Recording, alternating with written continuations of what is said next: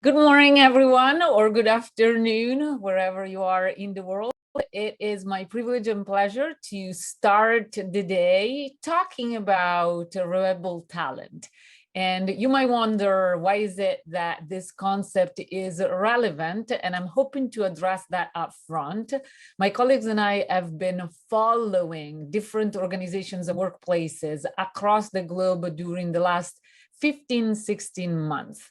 And one of the things that we have been looking at across the last many months is how is it that people are experiencing work? Are they thriving? Are they feeling burnout and stressed, which is the experience that we often hear of? And maybe not surprising for many employees, thousands of employees, the experience has been one that saw their work engagement, their job satisfaction in decline. But what is most interesting, despite that fact and the reality for many people, is there have been something, a mindset, a way of thinking that has helped people buffer against that decline. And that is their ability to embrace what I call constructive rebelliousness, even in this situation of crisis, seeing the opportunity. Now, what is interesting is that often when we think about rebels in the business, the image that comes to mind, the usual image that comes to mind is something closer to thinking about the dark side. We think about people in the business who tend to be contrarians, troublemakers, the people we clearly don't like as colleagues. Sometimes we call them jerks, show-offs, names that are not that good. You get the picture.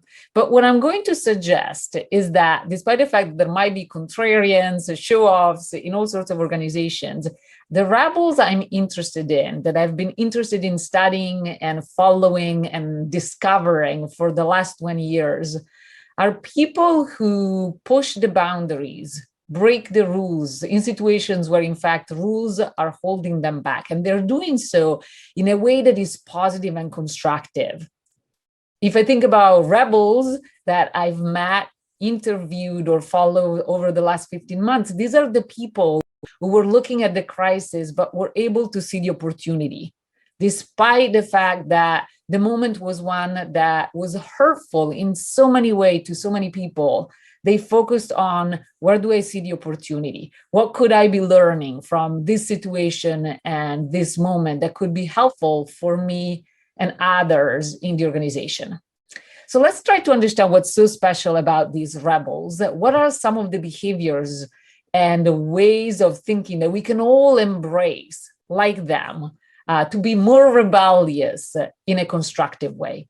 And I want to bring to you a story from the domain of sports.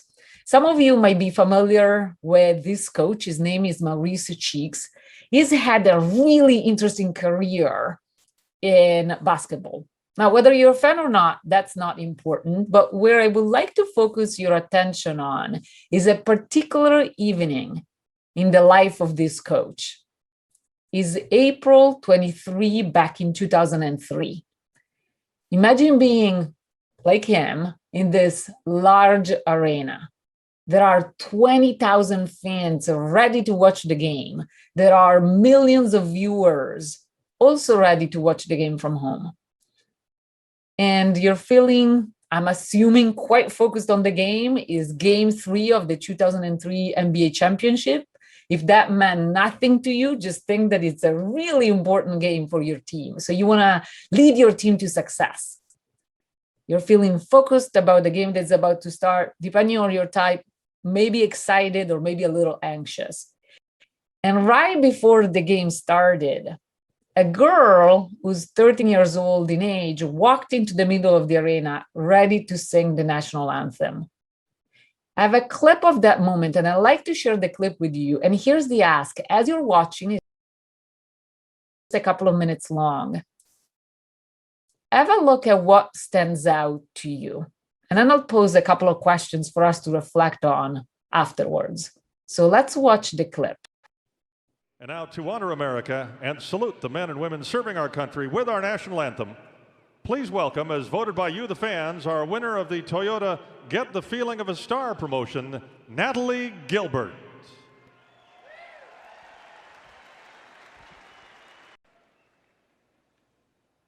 Oh, say, can you see by the dawn's early light what so proudly we hailed at the stars like stars?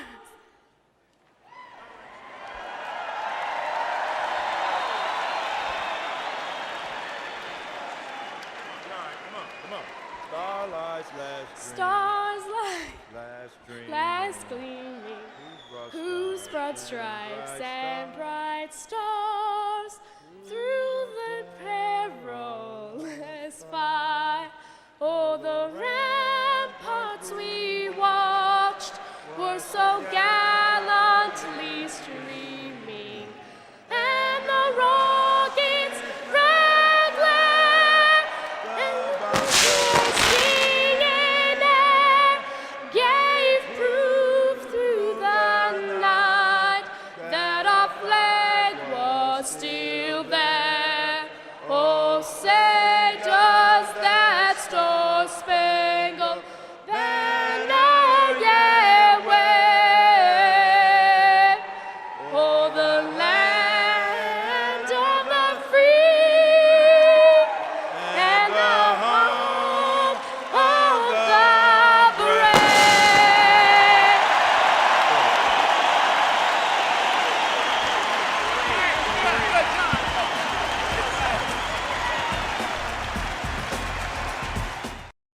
Took him no time to walk into the middle of the arena and sing the national anthem with the girl, to help the girl, putting his arm under her shoulder, helping her build confidence throughout. And if you notice, at some point, he didn't even remember the words himself. It took him no time to show millions of viewers, thousands of fans, that singing is not one of his strengths. He made himself so vulnerable in the moment. Now, what I love about this clip is that it shows us the power of vulnerability. We often think of it as a weakness, but it's instead a strength. Here's a second important observation. I don't know about you, but every time I watch this clip, and I've watched it many, many different times, I feel moved. I want, like everyone else in the arena, to join in and sing with them. And this is powerful because though we think that embracing vulnerability is gonna gain us negative evaluation, is just it. It gains us respect. It allows for others to connect with us at a deeper level because they see that we like them, no matter how big our title is. We're human beings. We are not perfect.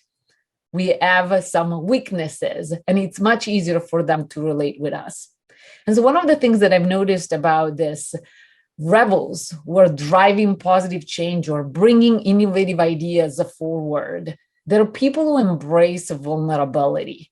There are people who are willing to say, I just don't know, to a question that comes their way, or they're saying, let's figure this out together.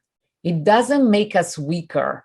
Even if we are the most powerful in the room, it makes us stronger. Now let's shift to another interesting characteristic that this rebel seems to have, which is quite inspiring. And I will introduce the characteristic by showing you a picture that became famous back in 2009 across the world. This is a picture of a flight known now as the Miracle on the Hudson. What happened on a cold evening in 2009 is that this plane left LaGuardia Airport in New York, and just within seconds, the plane hit a group of geese, and it was left with no thrust in either engine. Now, the person on this plane, the captain, was Captain Sally Sallenberger, and he had 208 seconds to make a decision.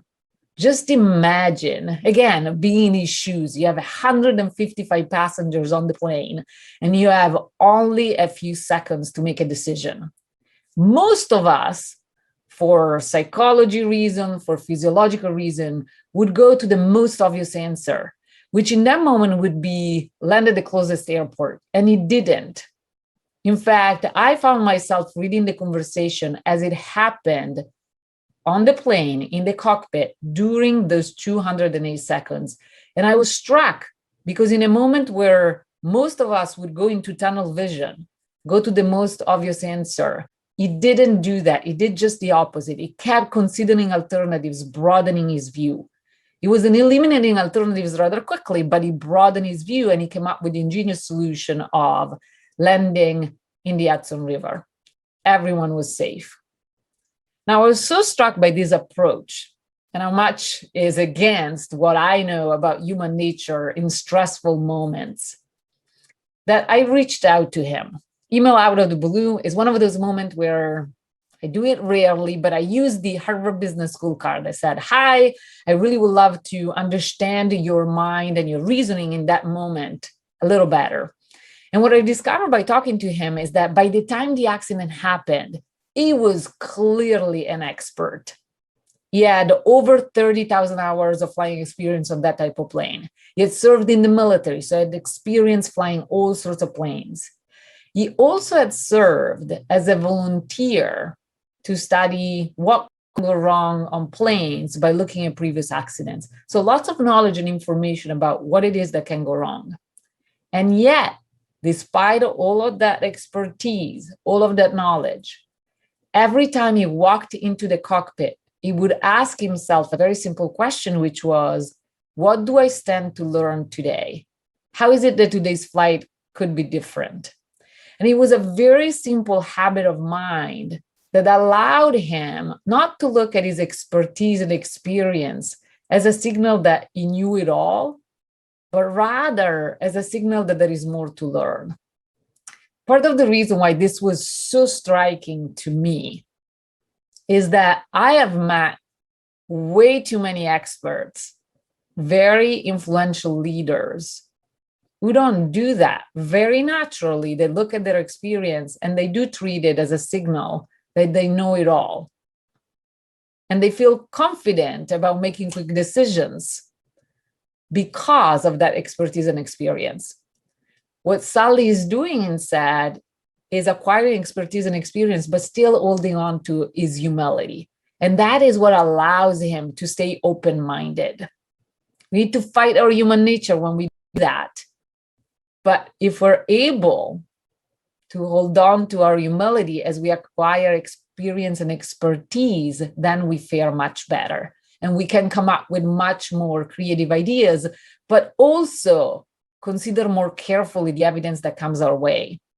Part of the reason why I was so struck by the story of Sally Sullenberger is that I have been working with my colleagues on projects that demonstrated that expertise can get in our way. I'll give you a simple example that comes from surgeons doing open heart surgeries on patients in the United States. What we had the opportunity to do is explore a data set of millions of data points. And what we saw very simply, if I were to summarize the research for you without having you roll your eyes into the detail, is that when surgeons learned after Food and Drug Administration put out an announcement that a certain technology that they were using was bad for patients, not everybody changed their mind and changed their behavior and the use of the technology. In fact, the more experienced and expert the surgeon were, the less likely they were to change their mind. So it's really powerful to embrace the Sally way of broadening our perspective, no matter how much experience and expertise we have under our belt. Now, these rebellious types also come with another really interesting feature. And it's one that, truth be told, we're all born with. Think about pictures that you have in your mind of when you were little. I'm the mom of 4 little kids, and I feel like every day there is constant question asking, constant pushing of boundaries. And it all comes from we all have a ton of curiosity once we're born. But when you look at the data, unfortunately, curiosity is something that peaks at the age of 4 and 5, and then it's a steady decline from there. Now, when I saw that data, I was sad, really, because I thought, you know what, this can't tell the whole story. Maybe when we are adults, we embrace jobs that we love, that we're passionate about, that's when curiosity pops back up. And so I collected a lot of data, hundreds of people across the globe. And what I found is that at the beginning of a new role or job, curiosity, in fact, is high. But when you go back to the same people 9-8 months later, no matter what the context, the role, or industry is, curiosity had dropped by at least 20% across the board. And that's a missed opportunity, because curiosity is the turbocharger behind exploration, experimentations, creativity, innovations, but also good decision-making and great engagement with the work that we do. Now, how do we retain that curiosity? Let's go to a leader who has thought a lot about that. This is an Italian chef, is the owner of one of the most famous restaurants in the world. The name of the restaurant is Osteria Francescana, and the name of the leader is Massimo Bottura. He did something really courageous. Back in 1995, when he opened the restaurant, he decided to put an innovative spin on traditional Italian dishes. Now, I don't know how much you know about Italians, but I can tell you that two things are very true. First, when it comes to cooking, we have lots of rules. We might not care about driving fast or parking illegally, but when it comes to cooking, we have all sorts of rules that we follow, from the way we pair certain type of sauces to certain type of pasta. We're very thoughtful about that. And second, we cherish our old traditions, especially when it comes to recipes that have been passed on for centuries. These are our grandmother's recipes. We truly and deeply care about them.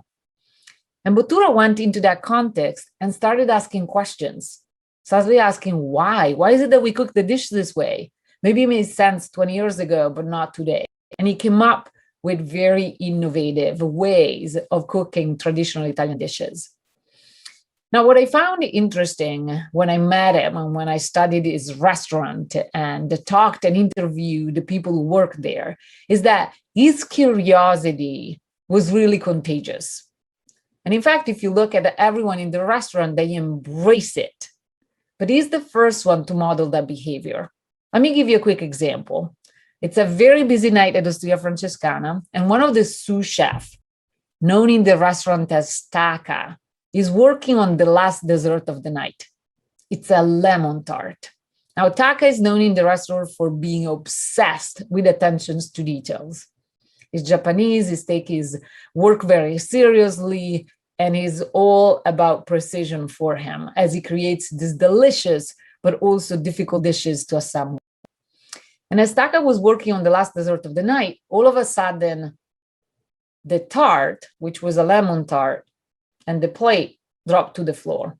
And now you had a smashed tart.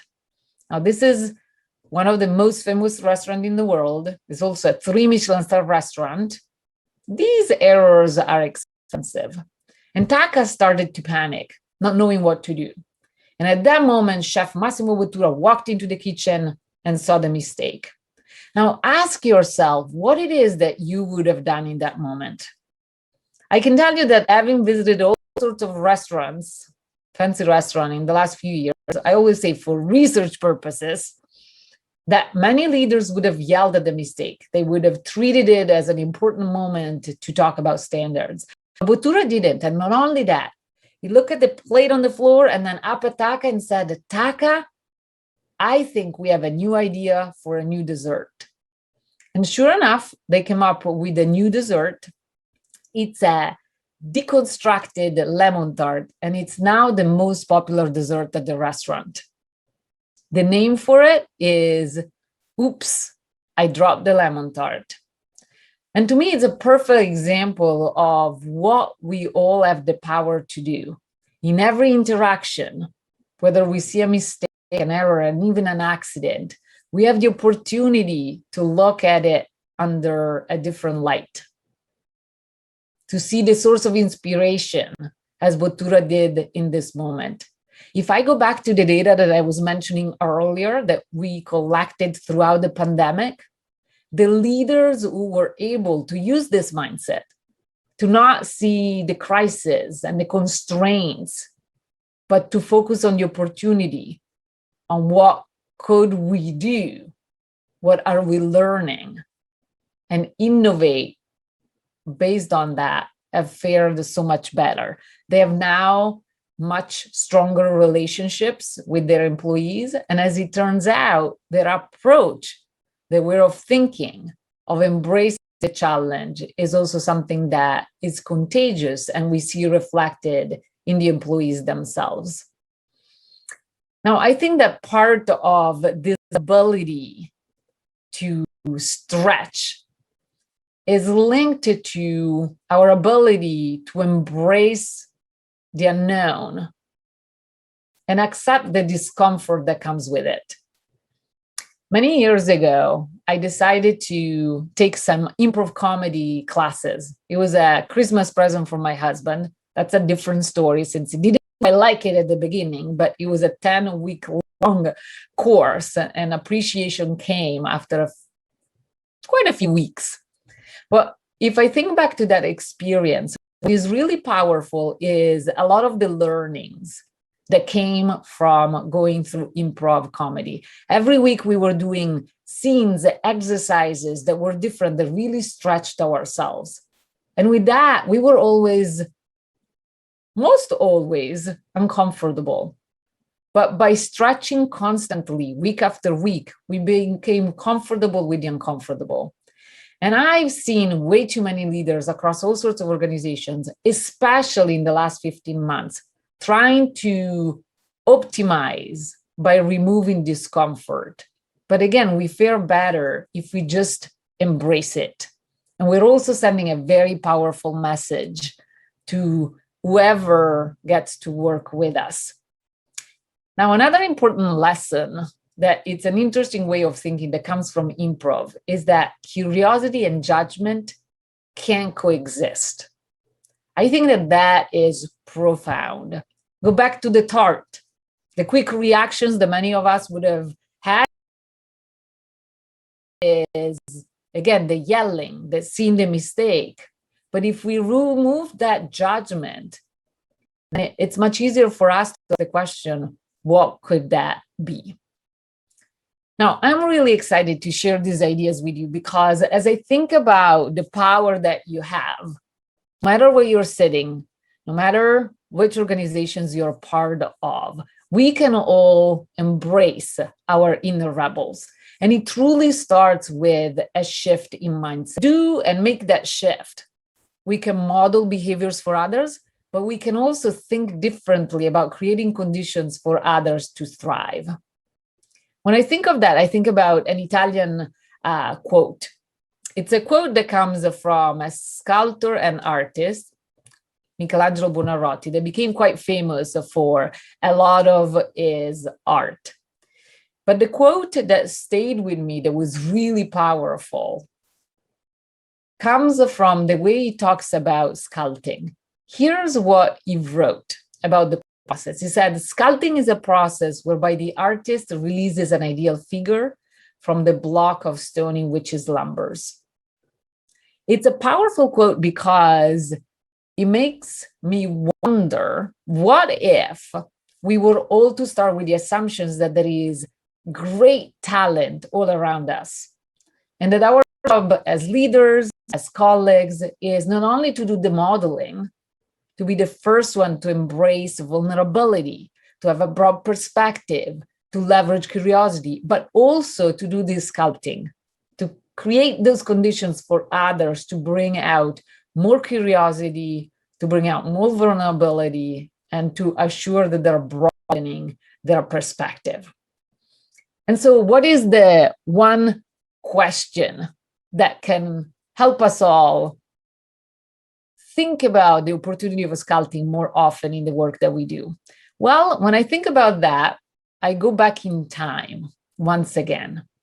And I think about an organization that was quite surprising to me when I started studying it, what they were doing. This is pirate ships in the 18th century. First of all, we think of them in all sorts of bad ways. And as I studied these organizations and as I talked to historians, I discovered that a lot of my thinking was wrong about them.